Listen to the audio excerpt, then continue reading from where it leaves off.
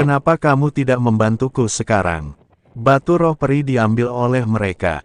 Tanpa batu roh peri, aku tidak bisa melihat saudaraku. Yao Mei menangis keras dan mulai mengeluh. Chen Ping melihat Yao Mei yang menangis, dia tidak bisa menahan senyum dan berkata, apakah kamu mencuri batu roh peri dari milik orang lain? Saya, Yao Mei tiba-tiba tidak tahu harus menjawab apa. Jelas sekali dia telah mencurinya. Sejak kamu mencurinya, apakah ada yang salah dengan orang yang ingin kembali? Apakah kamu akan mencuri sesuatu hanya untuk melihat kakakmu? Lalu untuk membuat diriku nyaman, bolehkah aku bermain sekarang?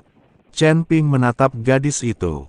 Yao Mei tertegun sejenak, lalu meraih kerah bajunya erat-erat. Kamu, apa yang ingin kamu lakukan?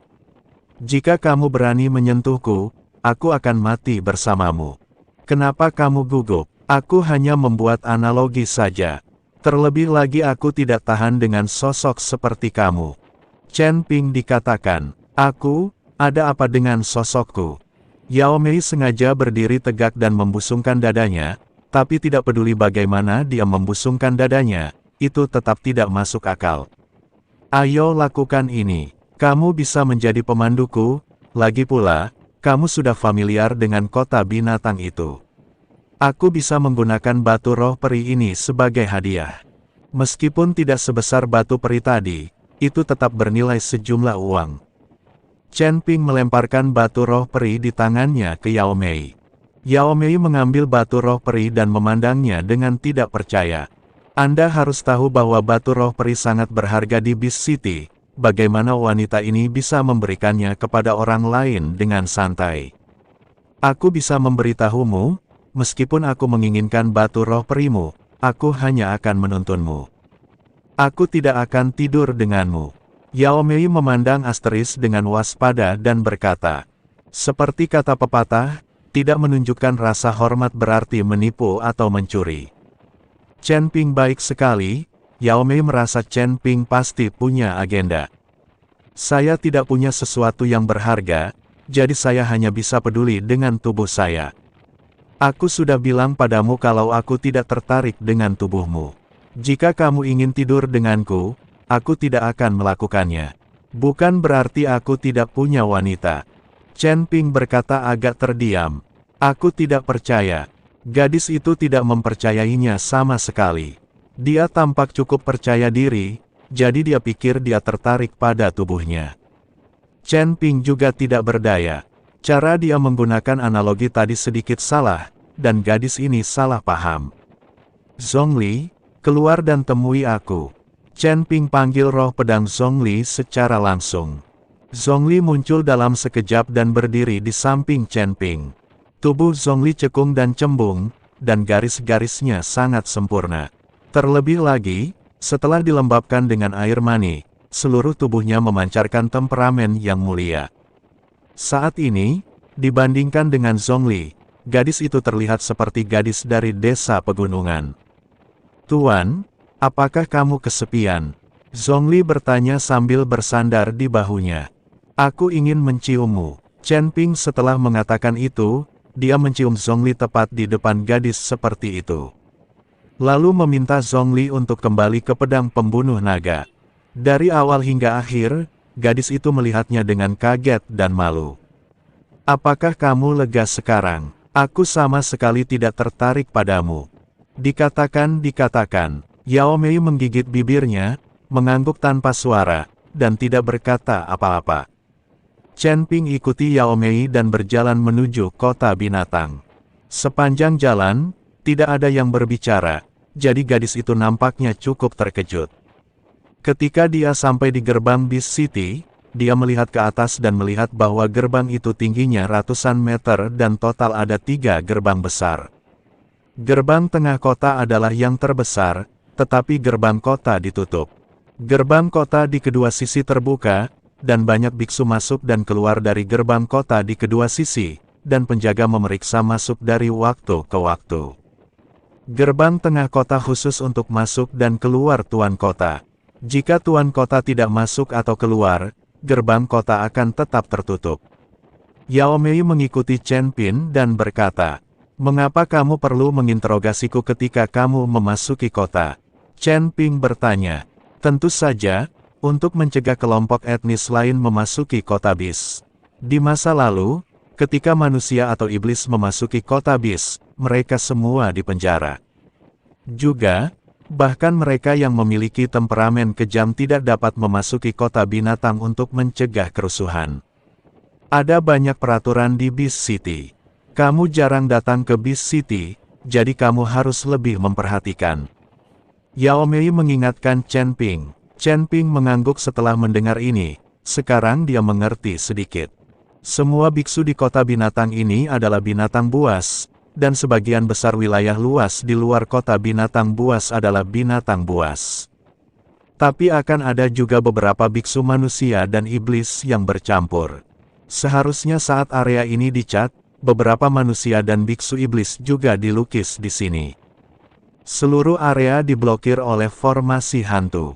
Tidak peduli apakah mereka biksu manusia atau biksu iblis, mereka tidak bisa meninggalkan tempat ini. Kamu salah. Saya bukan ras manusia. Bagaimana saya bisa menjadi ras manusia?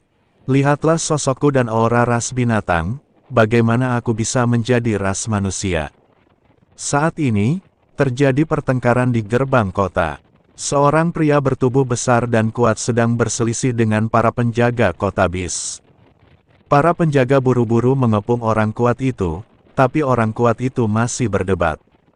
Meskipun tubuhmu dipenuhi aura ras binatang, itu tidak bisa menyembunyikan aura ras manusia jauh di dalam tubuhmu. Jangan berharap bisa menyelinap masuk. Lebih baik menyerah saja dan ditangkap. Seorang pemimpin penjaga berkata dengan dingin. Chen Ping melirik pria kuat itu. Dia sudah berada di alam kesengsaraan tingkat 8 dan dianggap sebagai Master. Karena kamu memfitnahku sebagai manusia, maka tidak apa-apa bagiku untuk tidak memasuki kota, kan?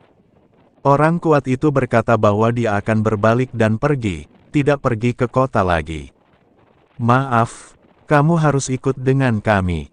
Kata pemimpin penjaga, kenapa aku harus mengikutimu? Aku tidak akan mengikutimu, apa yang bisa kamu lakukan padaku? Kalian para pengawas hanya berada di alam kesengsaraan tingkat kelima. Apakah kalian masih ingin menghentikanku? Orang kuat itu tertawa, dan aura di tubuhnya langsung meledak. Ledakan. Dengan ledakan aura, para penjaga di sekitarnya langsung terpesona. Dan aura manusia langsung terekspos oleh ledakan orang kuat ini. Dia adalah seorang biksu manusia. Setelah menjatuhkan penjaga itu, orang kuat itu pergi dengan cepat, mencoba melarikan diri dari tempat ini. Ketika penjaga melihat ini, dia tidak mengejarnya, tapi diam-diam menatap pria kuat yang melarikan diri. Orang kuat ini sudah tamat. Karena dia berasal langsung dari ras manusia, mengapa repot-repot mencoba menyelinap ke kota? Yao Mei memandang pria kuat yang melarikan diri dan berkata. Saat Yao Mei selesai berbicara, cahaya putih tiba-tiba menyala, dan cahaya putih ini langsung menuju ke orang kuat itu. Engah, orang kuat di alam kesengsaraan tingkat 8 ini tidak punya waktu untuk bereaksi. Cahaya putih menembus tubuhnya secara langsung. Tubuh besarnya jatuh ke tanah, roh dan wujudnya hancur, dan dia segera mati. Bahkan sampai kematiannya, pria kuat ini masih membuka matanya lebar-lebar dan mulutnya terbuka dengan ekspresi yang luar biasa. Lagi pula, tidak mudah untuk membunuh biksu tingkat 8 di alam kesengsaraan dalam sekejap. Setelah orang kuat itu meninggal, seorang biksu berpakaian putih perlahan-lahan jatuh dari menara. Lalu dia mengeluarkan tas penyimpanan dari tubuh orang kuat itu. Kemudian dengan lambaian tangannya yang lembut, tubuh orang kuat itu langsung musnah. Kenapa repot-repot? Biksu berbaju putih itu menggelengkan kepalanya sedikit, lalu melompat kembali ke menara. Terbang tidak diperbolehkan dalam jarak 100 mil dari kota binatang ini, tapi sarjana berkulit putih ini bisa datang dan pergi dengan bebas. Siapa ini? Bagaimana dia bisa terbang? Chen Ping bertanya dengan bingung. Ini adalah jenderal gerbang kota-kota binatang. Tentu saja dia bisa terbang. Aturan kota binatang adalah untuk biksu biasa, bukan untuk sersan istana tuan kota. Yao Mei mengikuti Chen Ping dan berkata, hanya pejabat negara yang boleh menyalakan api dan masyarakat tidak boleh menyalakan lampu. Chen Ping, saya terdiam beberapa saat. Set, kecilkan suaramu, aku akan berhati-hati jika tidak memasukkanmu ke penjara. Yao Mei dengan cepat memberi isyarat padanya untuk merendahkan suaranya. Mengapa mereka mencegah biksu manusia dan iblis memasuki kota? Chen Ping bertanya. Para biksu manusia dan iblis tidak puas dan sering bersekongkol untuk menggulingkan penguasa kota, sehingga mereka dilarang memasuki kota. Kata Yao Mei. Chen Ping segera setelah dia mendengar ini, dia mengerti bahwa sebagian besar wilayah ini dimiliki oleh para orc, jadi semua jenis sumber daya pasti akan diarahkan ke para orc. Manusia dan iblis adalah minoritas, dan mereka pasti tidak memiliki cukup makanan atau pakaian untuk menghangatkan mereka di tempat ini. Seiring waktu, perlawanan akan terbentuk, dan para orc akan menekannya. Situasi ini akan terjadi terlepas dari apakah itu dunia sekuler, dunia surga, atau dunia surga di masa depan. Bagaimanapun, ini adalah hukumnya. Ayo pergi, kita sedang mengantri. Yao Mei membantunya dan kemudian berjalan menuju kota binatang. Chen Ping memblokir semua aura dan hanya memperlihatkan aura orc. Meski begitu, Chen Ping masih merasa sedikit tidak nyaman di hatinya. Jelas hal yang sama terjadi pada orang kuat tadi, tapi dia ditemukan oleh pihak lain dan kehilangan nyawanya. Chen Ping, kamu harus berhati-hati, lagi pula, kota binatang ini berbeda dari tempat lain. Jika Anda dalam bahaya, tidak akan ada orang yang membantu Anda. Bahkan jika Tuan Si tidak dapat menemukannya, itu akan merepotkan. Jadi sangat berhati-hati saat ini, hatinya ada di tenggorokannya. Tapi saat Yao Mei membawanya ke kota binatang, hatinya lega. Tampaknya pihak lain masih belum menemukannya, kalau tidak, dia tidak akan bisa memasuki kota dengan mudah. Tidak lama setelah Yao Mei mengikuti ke kota, beberapa biksu yang mengenakan gaun putih datang dengan cepat. Beberapa biksu tersenyum dan terlihat sangat dekat. Tetapi begitu beberapa biksu mendekat, gadis muda itu menunjukkan ketidaksabaran dan berkata, ayo, ayo, ayo, kita punya tempat tinggal, dan kita memahami aturan kota binatang, dan kita tidak perlu melakukannya memimpin jalan. Melihat ekspresi Yao Mei, beberapa biksu tertegun sejenak, lalu senyuman di wajah mereka menghilang, mereka menatap kosong pada Yao Mei dan pergi. Chen Ping sangat aneh dan bertanya pada Yao Mei, apa yang dilakukan para biksu ini?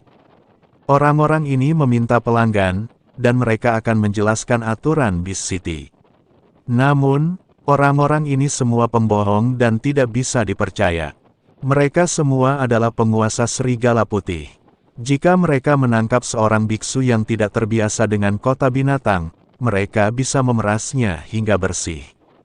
Jangan melihat mereka semua dengan senyum di wajah mereka dan terlihat sangat dekat satu sama lain. Masing-masing lebih gelap dari yang lain. Untungnya, kamu bertemu denganku dan memintaku untuk membawamu ke sini. Kalau tidak, mereka akan menipu kamu, semua sumber daya dan harta di tubuhmu. Yao Mei mengikuti Chen Ping dan memperkenalkan. Apakah Beast City tidak peduli dengan para pembohong ini? Bukankah Beast City memiliki tim penegak hukum dan peraturannya ketat? Chen Ping bertanya dengan sedikit kebingungan. Aturannya untuk orang-orang seperti kita. Seperti orang-orang tadi, mereka semua memberikan persembahan ke rumah tuan kota. Bagaimana kita bisa mengendalikan mereka? Yao Mei jelas marah saat mengatakan ini. Chen Ping mau tidak mau tersenyum, sepertinya dunia langit dan bumi tidak ada bedanya dengan dunia sekuler. Itu tidak lebih dari biksu di dunia para dewa dan manusia yang hidup lebih lama. Dari segi hubungan antar manusia dan kecanggihannya sama dengan dunia sekuler. Menurut pernyataanmu, apakah mungkin menyelamatkan saudaramu dari penjara dengan uang yang cukup? Chen Ping diminta, tentu saja. Selama saya memiliki cukup koin roh emas ungu, saudara laki-laki saya dapat diselamatkan dari penjara dan diberikan pembebasan bersyarat medis. Hanya saja saya tidak punya uang, jadi saya hanya bisa mengeluarkan sejumlah uang untuk diberikan kepada bos penjara guna menyelamatkan saudara saya dari penderitaan. Yao Mei merasa tertekan dan berkata dengan air mata berlinang. Berapa banyak koin roh emas ungu yang dibutuhkan untuk menyelamatkan saudaramu? Chen Ping bertanya. 500 koin roh emas ungu hanyalah angka astronomi. Saya tidak akan pernah merasa cukup dalam hidup ini, kata Yao Mei.